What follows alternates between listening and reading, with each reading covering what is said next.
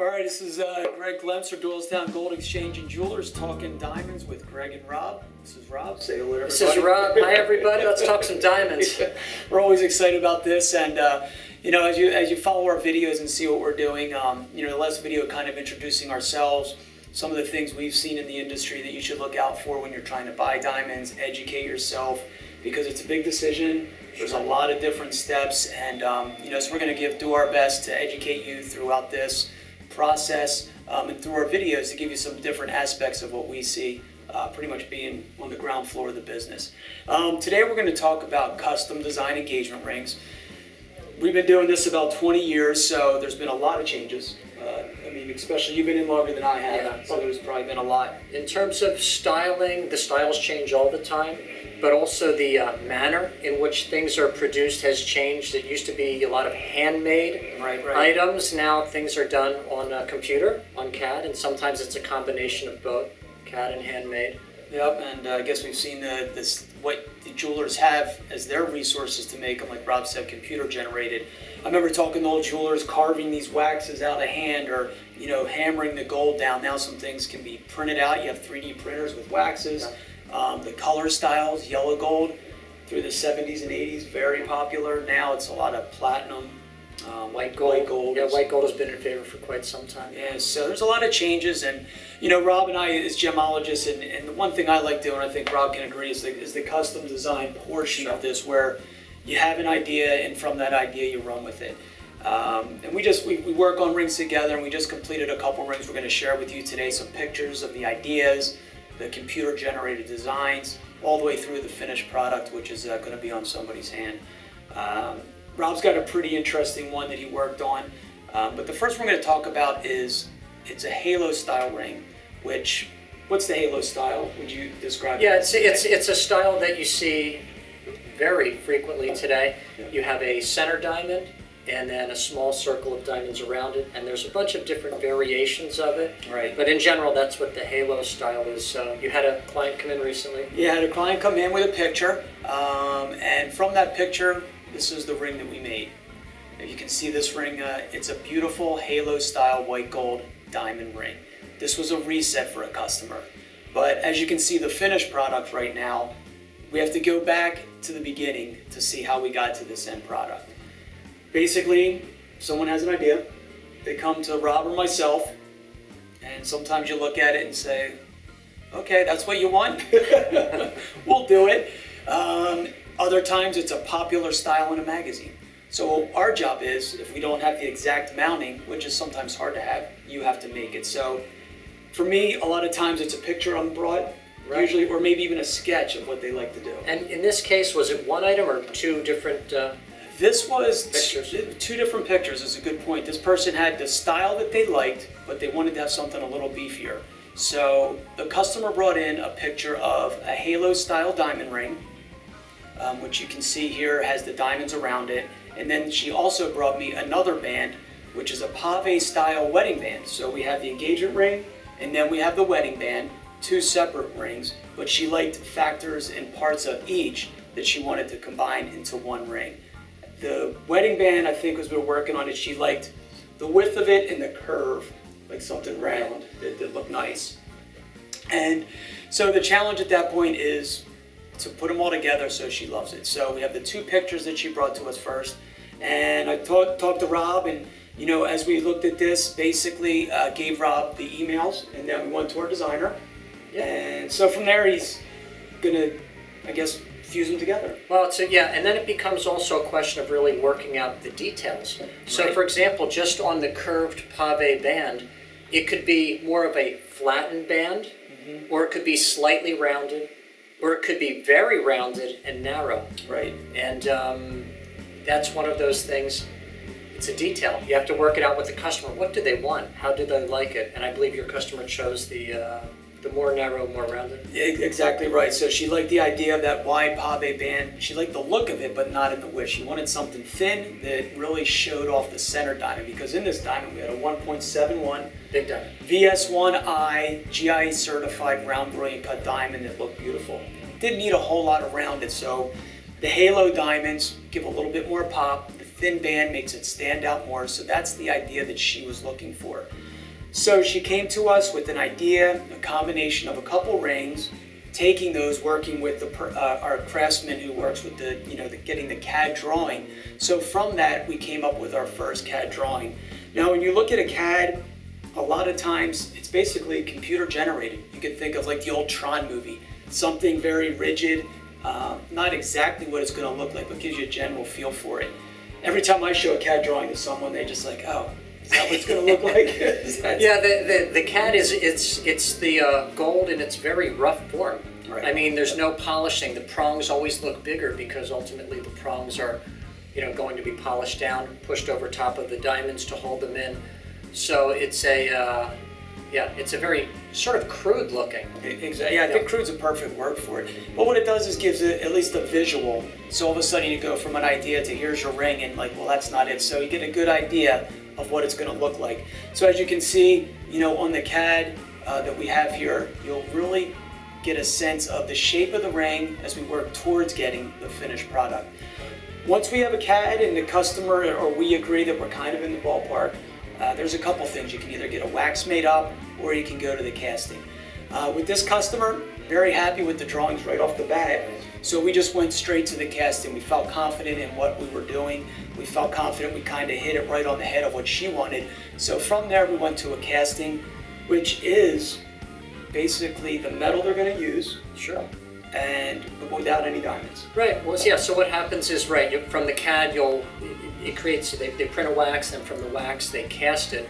And what's nice about that, of course, is you can bring the customer in. You can place the center diamond down in the middle of it, and then instead of looking at a two-dimensional drawing, they're really looking at the three-dimensional product. Exactly. Now, granted, there's no side stones that are set on it yet.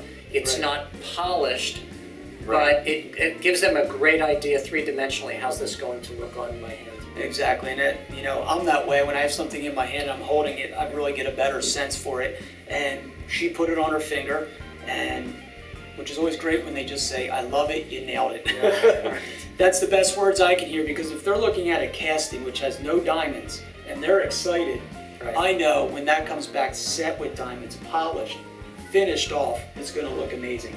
It's nice. those are the times I like the best. I actually really enjoy showing diamonds in waxes and castings. Yep. Because as you said, when you deliver the finished product, it's 10 times better. Exactly. So if they're happy at that stage, they're going to be 10 times better. It makes you really look like a hero, which is good. So we have the kind of the step again. We went through getting the ideas, we went through the design, the emails, made up the casting of it, and then from there you go to the final product. And this is, like we were just saying, handing a person a completed idea that they had, finished, looking beautiful, for the style they want, the price they want, is really kind of the greatest satisfaction as a jeweler, gemologist you can have, because diamonds, they say, are a girl's best friend. They last forever, and a lot of times these rings are going to be on your finger every day, showing hundreds of people a week, people commenting on it, and it's a great advertising for what we do. But it's also the story that they're going to tell is, I went in with Greg, or I met with Rob, this was my idea, we combined things, and then in the end, as you can see from this picture, a beautiful ring that she is proud of. I'm proud of telling where, that I made it, promoting it and sharing the process, because it is a journey. Some guys come in and they just say, oh, I'll take this or that. A lot of people want to be a part of it, because this ring is a lot of money sometimes. It's a big decision, and being part of that process gives you ownership in that actual piece and makes you feel better and more personal to you. So this was a halo ring that I did as a reset for somebody. So it wasn't an original engagement ring. It was, I think they've been married 10 or 15 years and just wanted to change up the look, because as we said, styles change. So this was one idea of a custom-made diamond ring throughout the process. Now Rob is going to share one that he just recently completed, and his is a little different than mine. It is. It's one of the more unique pieces that I've ever done. It may, in fact, be the most unique piece that I've ever done. But the customer came to me with the original idea, and the original idea was a ring in which the shank actually had the texture and look of a branch on a tree. Okay. Very grainy, looked like a tree branch. His comment about his fiancée to be is she really loves nature. Right. She just loves the uniqueness of this item that she had seen online. There were some leaves coming up from it. The only thing that he wanted to change is he didn't like an oval diamond. He likes hard lines. So for him, it had to be princess cut. Okay. He said, so I want my input in there. Right, I want a princess cut, but I want to keep a lot of these elements. What can you do? And so what we did is we set out to work on creating a CAD model of it. And so the first model that you'll see was you'll see again the texture on the shank. But there were some changes actually that we made to this first model. As you can tell by the model though, it looks very similar to the original. There is a difference. On the original, it looks like the head is set down much lower to the shank. Okay. On this one, it's more of a cathedral sides. Okay. So the flowers come up in the cathedral sides, and the diamond sits up on top of that. Now I have to ask you, was he, did she have any input in this, or she just gave him this idea and he's running with it? She gave him the idea. He's running with it. He figures he can't be too far off base knowing that she loves that, but he felt it was also important that he put his thoughts into it as well in terms of the type of stone that's in it. Right. The guy really did his homework though. I was going to say, that's good. He must have known his lady and, you know, going out on a branch or... Going out on a limb? Going out on a limb on that. That was pretty good, Rick. That was just real quick off the cuff there too. So we showed him the first CAD. Right. And he liked it, but from there he had some ideas and I had some ideas. For example, we wanted to continue that grained look, not only on the shank, but also up into the prongs and on the bridge of the ring. Okay. And so that's what we did. So we made some revisions to it. So that was from the email, the picture? That was from the email pictures. So it was something that we can sort of do and hash out over the phone. Okay, right. And then it came time to really to print it, and I showed him the wax. Okay. Again, in a wax, it's three-dimensional, so you can see three-dimensionally how's it going to look in relation to the size of the center stone, but you still have to have some imagination because the stone is not really set in there, the side diamonds aren't set, and you do need to do some finishing work to it. But ultimately, he approved the wax. Okay. And we went for it, and then you'll see a picture of the final product. Yeah, and, that's, sorry to interrupt you there, Rob, but I think that's a good point. Rob said approve. And that's the other part about this is, you know, you made changes from an email and a phone call. You know, either you can come in store like my customers do, we look at them and write actually on it for the changes. But that's another part about this. It's a step-by-step, so you can approve, make changes, and that's the other thing when you do this. You always have the chance to make those changes. And right. Like he stepped up and whatever it is you think it is, it's your vision. So if it's making those branches go all the way up, that's what we'll do. Right. If it's doing other aspects, putting a diamond or removing a diamond or changing it, that's part of a custom design that, you know, as a jeweler, I like sitting down because the ideas sometimes people bring to me, I never would have thought of. And when I see it done, I'm like, wow, that little change or that little thing they did made it unique and really made the ring come out beautiful in the end. And vice versa, they'll also ask for your input too. Right. What do you think is going to look better? For example, from the original picture, the branch style was around the entire shank of the ring. Okay. So you know what the issue is with that, Right. is that if you ever have to Sizing it. size the ring, that's Right. going to be a problem. You're going to disrupt the pattern. So Right. I recommended putting a small sizing bar, which is just an unpolished area at the bottom of the shank.